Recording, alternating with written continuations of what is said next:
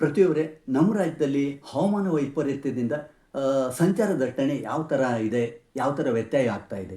Bengaluru almost all 1.5 crores vehicles ಇದೆ.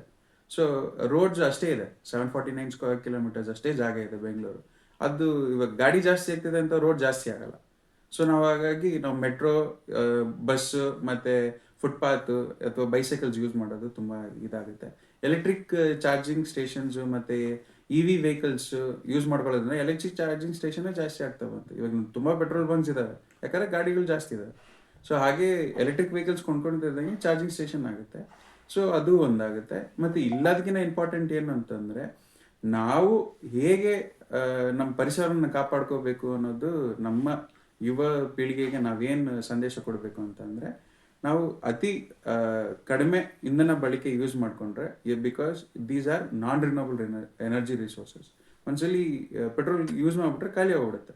ಮುಂದಿನ ಪೀಳಿಗೆಗೆ ಅದೇ ಥರ ಪೆಟ್ರೋಲ್ ಇರಲ್ಲ. ಸೊ ಆ ವಿಚಾರದಲ್ಲಿ ನಾವು ಸೂಕ್ಷ್ಮದಿಂದ ಸಾರಿಗೆಯನ್ನು ಬಳಸ್ಕೋಬೇಕಾಗುತ್ತೆ.